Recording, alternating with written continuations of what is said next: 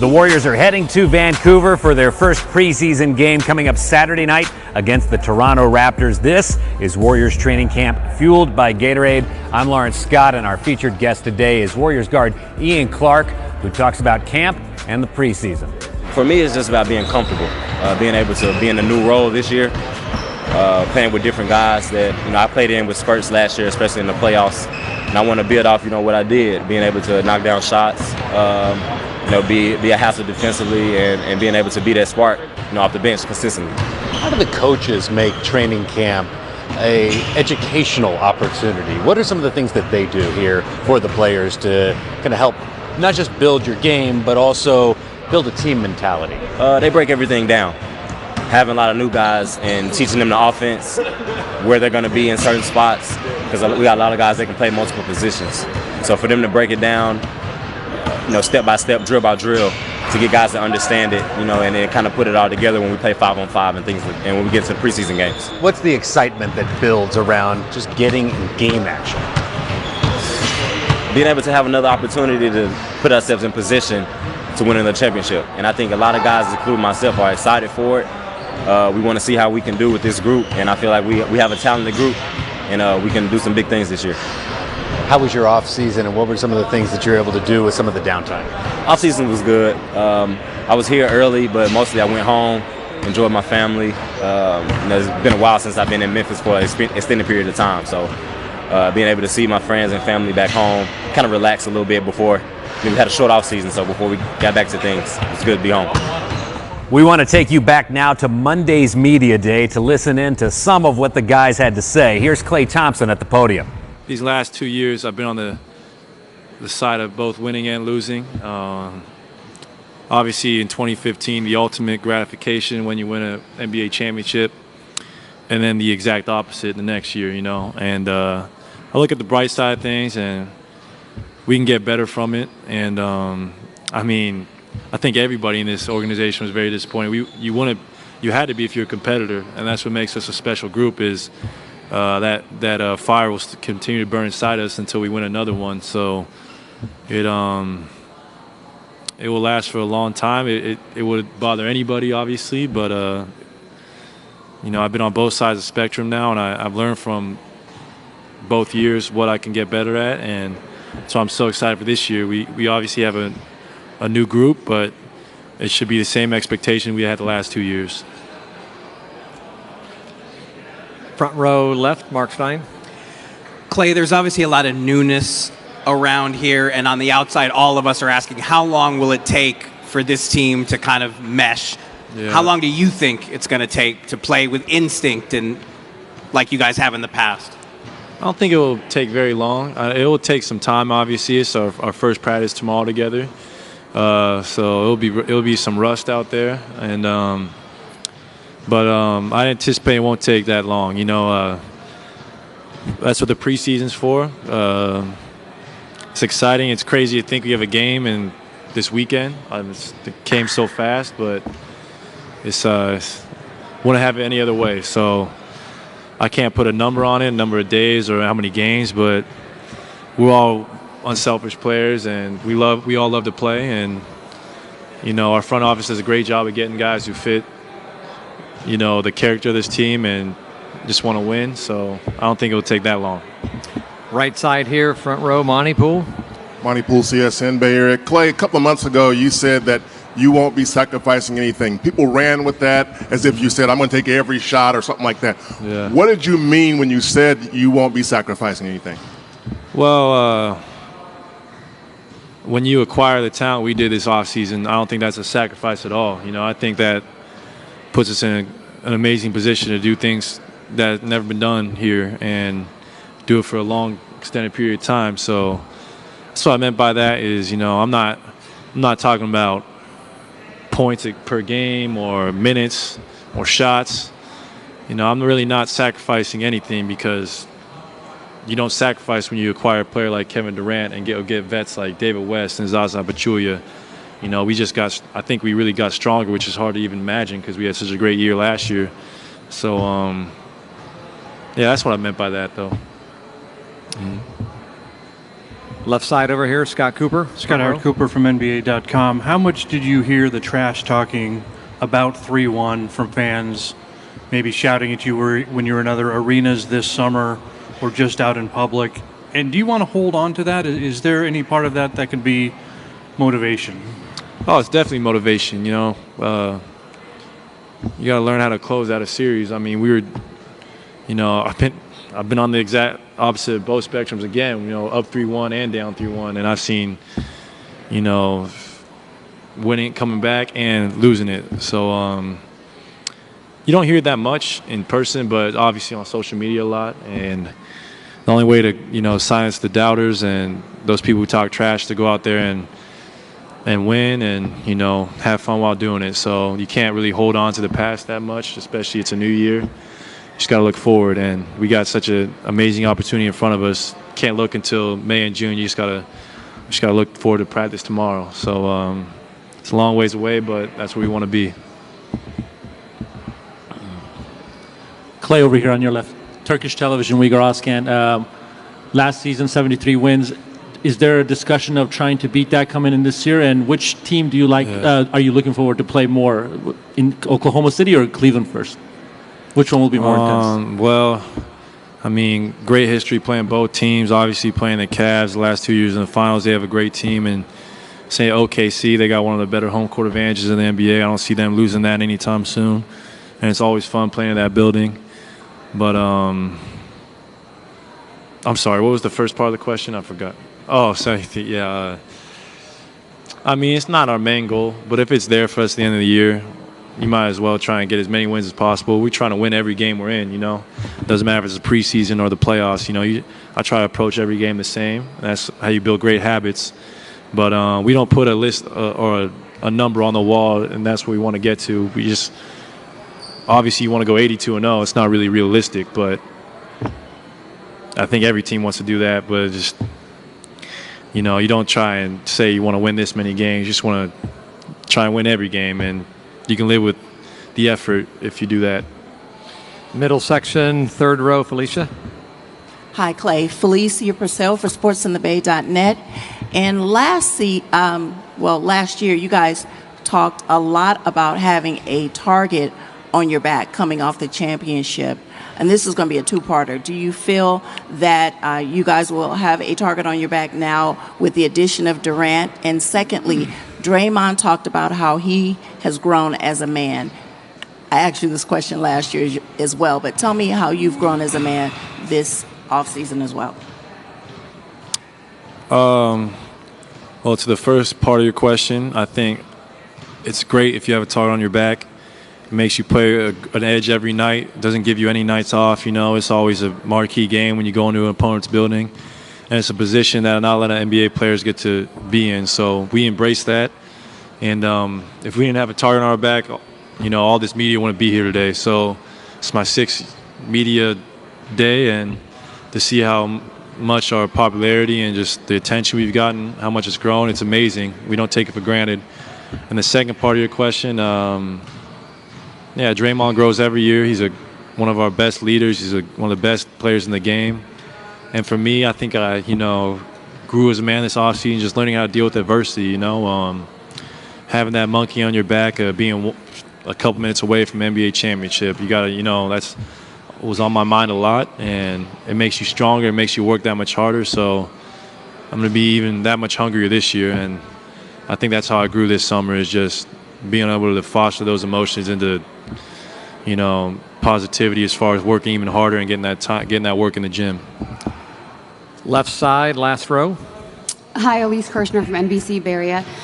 Both Draymond and Steph talked about what Colin Kaepernick has been doing in terms of taking a stand and protesting. Do you have any thoughts on that, and do you have any plans on whether or not you will stand for the national anthem? Well, what Colin's doing, it's amazing because he's backing up what he's representing. He's not just going out there seeking the spotlight or doing it for attention. He's really trying to make a change, and it's very honorable. There's a lot of guys out there who might just do it because a lot of people are doing it, but Colin's actually out there.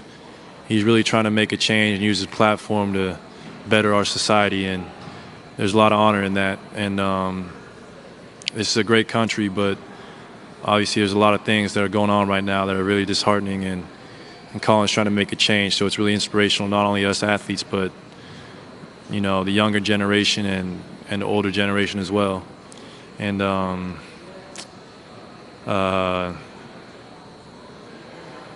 to your second part of your question, after being around playing with Team USA and being around the military and seeing how much we mean to them, and when you're standing for your flag, I think that means a lot as well. So I'm all about a peaceful protest. I'm all about affirmative action.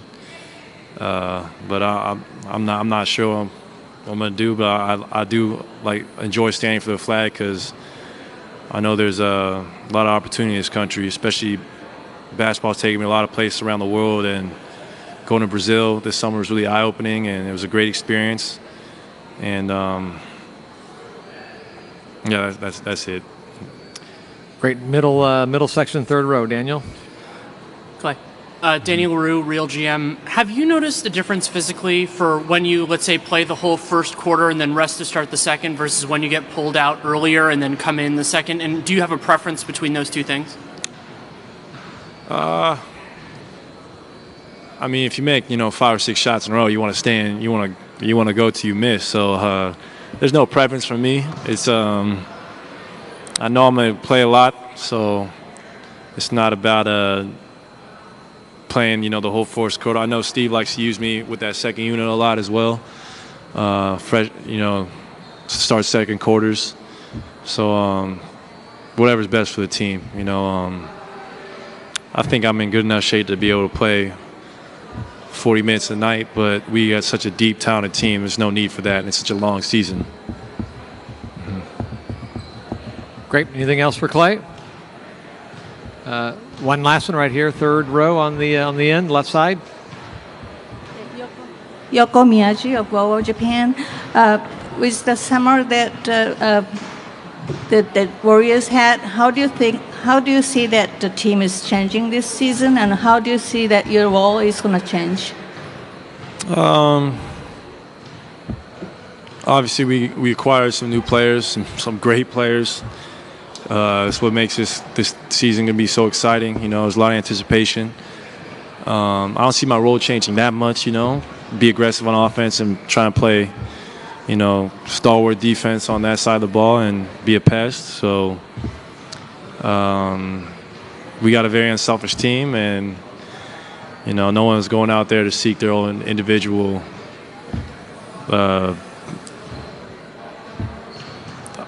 no one's going out there to get their own. We're all going to do this together, and that's what it takes to get another trophy. And Kevin Durant spoke to the gathered media on Monday. Here's some of what he had to say. It's new and fresh, and looking forward to it, man. I just got super excited as I was walking in here, and just to play here and play for this great organization and play with these great players. I'm excited.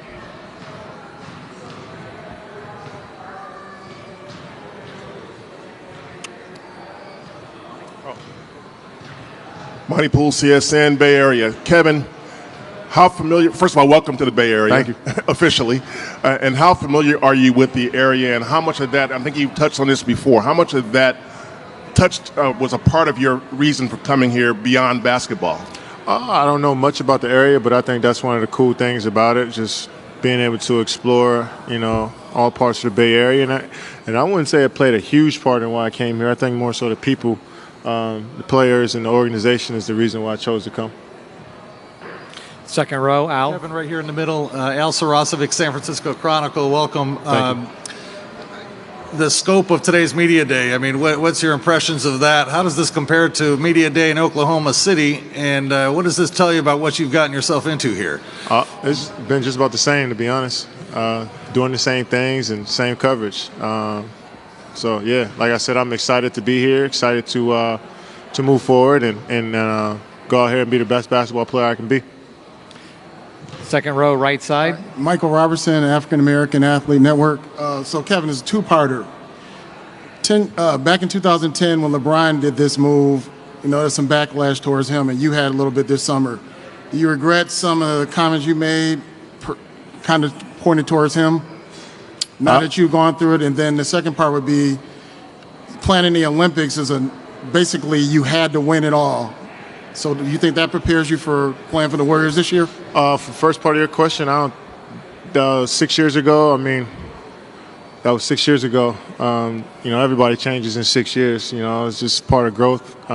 Opinions change, experiences change. So yeah, I don't regret what I said. I'm not going to change what I said. But I am here now, and it is. It was a long time ago. But for the most part, in the Olympics, the pressure is on you to win it. But when you're around good people, when you're around a group of guys that don't really worry about the outside noise, it makes everything easier. Second row, middle. Yeah, Kevin, Jason Applebaum, KTVU, Fox 2 here in Oakland. How much did the Warriors sales pitch to you go into your decision making? And if they had won the title, because I know that one of their things was we need you to win the title. Had they won the title, do you think you'd be here? They didn't, so I don't even want to talk about it. But the sales pitch was great. I wouldn't even call it a sales pitch. They came in and they were real and they were open and honest about who they were, and it drew me towards them. And here I am. Middle section, second row. Kevin, John Branch from the New York Times here in the middle. Similar question off that. Those sales pitches that all these teams come in and do for a guy like you, truly how important are they? Don't you already kind of have a sense of what these teams are all about and how badly they want you and how much money they're willing to give you? Does it really matter that they come to your door, basically? Yeah, it matters. You want to see these people up close. You want to know what they're about. I'm at the point in my life now. I can meet someone and I can kind of figure out what they're about and what they stand for just from talking to them and sitting down and talking with Bob and the rest of the guys for a couple of hours. It showed me all I need to know. Second row, right side, Ethan. Ethan Strauss, ESPN. I'm wondering, how big a move was this for Nike, and does this really help them that you're in a big market like the Bay Area? I was just at Nike the other day. They didn't matter where I play. They didn't care where I play basketball. They support me. We have a great partnership. So, I didn't let them know what I was doing until I did it. They weren't in any meetings. They just supported me no matter what. Third row, right-hand side. Yusef Beg, Napa Valley Register. Did the reaction you got after you made the decision this summer, do you have kind of a chip on your shoulder, a little more, emotion behind the way you're going to approach this season? I've always played with emotion. I always play with passion. But my thing is just playing for myself. I don't want to go out there and play upset at everybody else. That takes me out of who I am. So I'm just going to play my game, enjoy the game of basketball like I've always been enjoying it, and everything else will work itself out. Far left side, standing up against the wall. Over here, Kevin. Phil Barber, Santa Rosa Press, Democrat. It can be difficult for anyone coming into a new work environment, working with different people. Did playing and hanging out with Clay and Draymond in Brazil ease your way into this at all? And did you learn anything about them as teammates? Yeah, you learn little small things. But it's USA environment is totally different from being in the NBA environment. But I'm looking forward to learning more and more about all of my teammates and seeing where I can help and be the one of the guys that they can lean on. So it's all about leaving my imprint on the team, and I think I've learned different ways to approach that and to do that. But being around Clay and Draymond for that month and a half or so was pretty cool. It made coming in here today pretty easy. Our coverage picks back up in Vancouver as the Warriors face the Toronto Raptors on Saturday night. This is Warriors training camp fueled by Gatorade.